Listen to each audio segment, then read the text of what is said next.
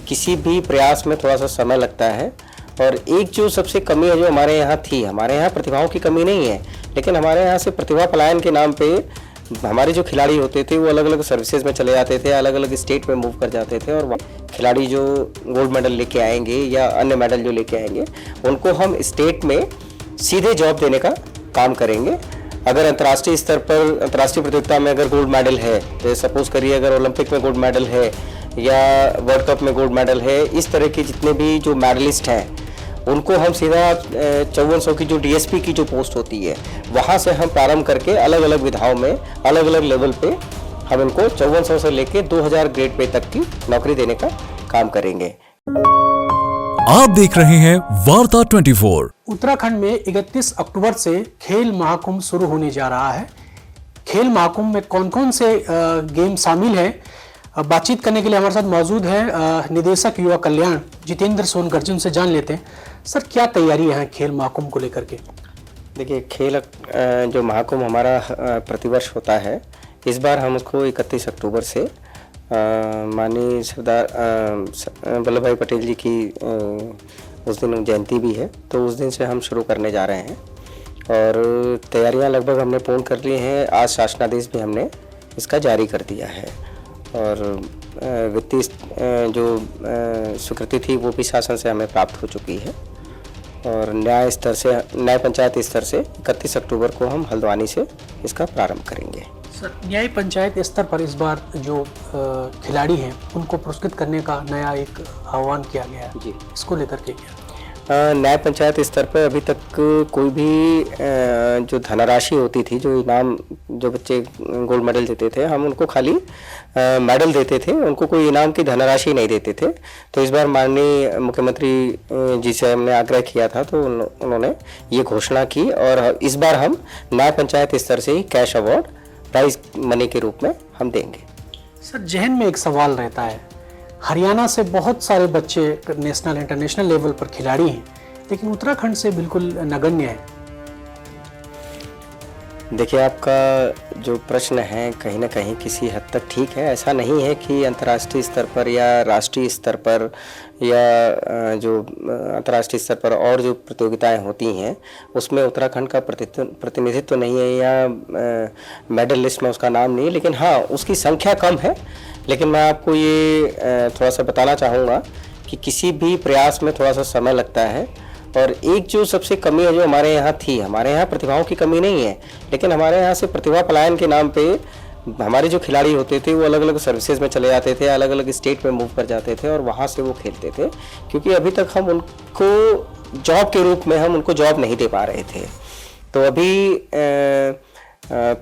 पिछले उसमें 2-3 महीने में ही अभी हमने उसमें प्रगति करते हुए माननीय कैबिनेट ने इसको अप्रूवल दिया और अब हम इनको सीधे अंतर्राष्ट्रीय स्तर से राष्ट्रीय स्तर तक जो भी हमारे खिलाड़ी जो गोल्ड मेडल लेके आएंगे या अन्य मेडल जो लेके आएंगे उनको हम स्टेट में सीधे जॉब देने का काम करेंगे।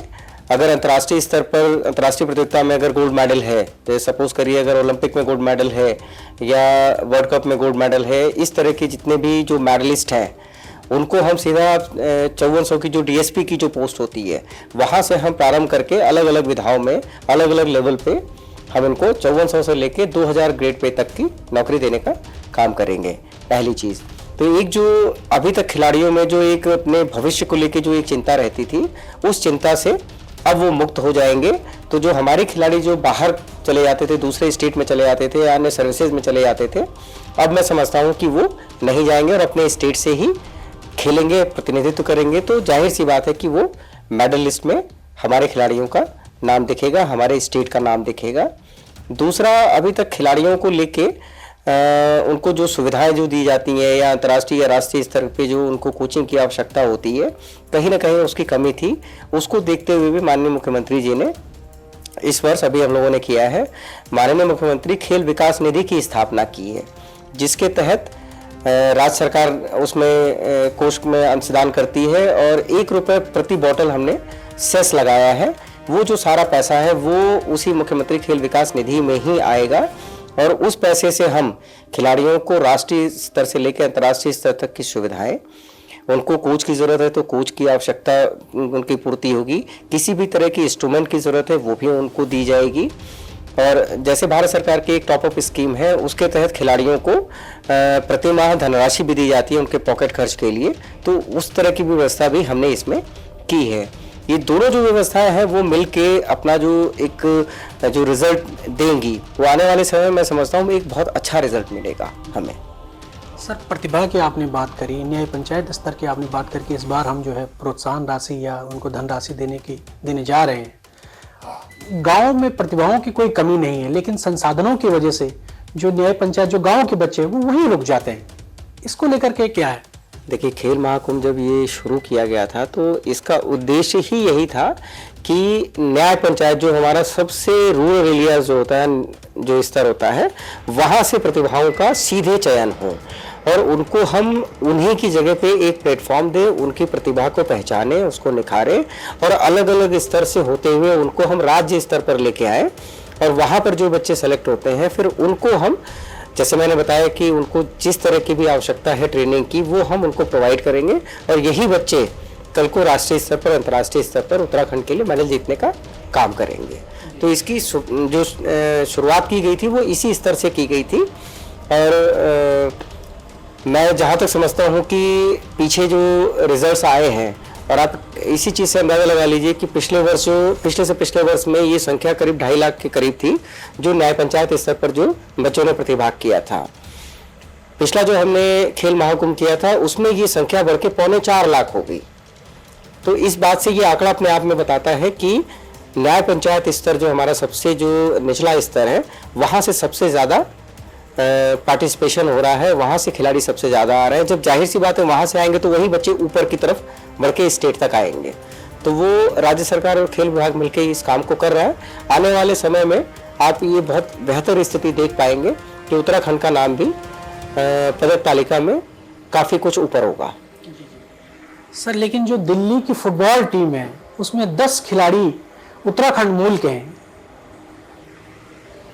जैसा मैंने आपको बताया कि उसकी एक बहुत बड़ी वजह यही है कि अभी तक हम अपने खिलाड़ियों को यहाँ पर जॉब नहीं दे पा रहे थे। और जॉब एक ऐसा विषय है जो हर खिलाड़ी अपने भविष्य को लेकर चिंतित रहता है, उनके माता पिता भविष्य को लेकर चिंतित रहते हैं कि खिलाड़ी जितने समय तक खेल रहा है तब तक तो ठीक है, उसके बाद उसका क्या होगा। तो ये एक ऐसी कमी थी जिसकी वजह से हमारे खिलाड़ी जो थे वो अन्य स्टेट में मूव कर जाते थे, जो कि मैं समझता हूँ कि अब हम अगले 1 महीने में ये जॉब देने का हम काम प्रारंभ कर देंगे। नियमावली बन चुकी है, जीओ जारी हो चुका है, सारी प्रक्रियाएं पूरी हो चुकी है। अब उसका विज्ञापन देंगे और ये जॉब देने का हम काम करेंगे।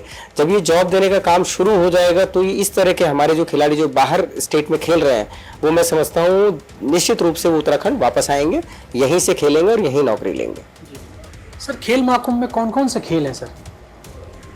देखिए, खेल महाकुंभ में अलग अलग स्तर पर अलग अलग गेम्स हैं। जैसे मैंने बताया कि सबसे जो हमारा निचला स्तर जो है, प्रारंभिक स्तर जो है वो न्याय पंचायत है और न्याय पंचायत के बाद हमारा ब्लॉक लेवल है, ब्लॉक लेवल के बाद डिस्ट्रिक्ट लेवल है और डिस्ट्रिक्ट के बाद स्टेट है। तो कुछ गेम तो हमारे न्याय पंचायत लेवल से ही हमारे शुरू हो जाते हैं, जैसे कि एथलेटिक्स है, कबड्डी है, ये हमारा न्याय पंचायत लेवल से शुरू होगा। और उसके बाद जब ब्लॉक लेवल पे आते हैं तो वहाँ पर कुछ गेम जो है वो ऐड ऑन हो जाते हैं, जैसे वॉलीबॉल है, खो खो है, वो वहाँ पर ऐड हो जाएंगे। इसी तरीके से जब डिस्ट्रिक्ट में आएंगे तो वहाँ पर हॉकी ऐड हो जाएगा। इसी तरीके से जब राज्य स्तर पे आते हैं तो अन्य गेम उसमें ऐड हो जाते हैं। इस तरीके से लगभग हर स्तर पर हमारे अलग अलग गेम ऐड होते हुए judo, taekwondo, kho kho, football, kabaddi, volleyball, athletics, pentathlon, ये सारे गेम राज्य स्तर तक आते आते जुड़ जाते हैं। तो हम मान सकते हैं कि प्रदेश में खिलाड़ियों की स्थिति बेहतर है? निश्चित तौर पे बेहतर हो रही है। और हमारे जो माननीय मुख्यमंत्री जी हैं वो युवा भी हैं और खेलों को लेके बहुत संजीदा भी हैं। और खेल मंत्री जो है हमारी वो भी युवा हैं और खेलों को लेके बहुत ज़्यादा चिंतित रहती हैं, खिलाड़ियों को लेके चिंतित रहती हैं। और उत्तराखंड खेलों में बेहतर काम करे इसलिए इस तरफ लगातार उनका प्रयास है और खेल विभाग उनके निर्देशन में लगातार प्रयास कर रहा है। और आने वाले समय में मैं समझता हूं कि ये स्थिति बहुत बेहतर रहेगी। आप स्वयं भी इस चीज़ को देखेंगे कि पिछले 1.5-2 साल में जो खेल विभाग ने और युवा कल्याण विभाग ने मिलकर जो काम किया है वो उसका रिजल्ट बहुत जल्दी हमें देखने को मिलेगा। सर, हमसे बातचीत करने के लिए धन्यवाद। तो ये थे हमारे साथ निदेशक युवा कल्याण, जिन्होंने बताया कि उत्तराखंड खेल के क्षेत्र में काम कर रहा है और जल्द ही परिणाम देखने को मिलेंगे। अपने सहयोगी अफजाल अहमद के साथ हरीश थपलियाल, वार्ता 24 देहरादून। आप देख रहे हैं वार्ता 24।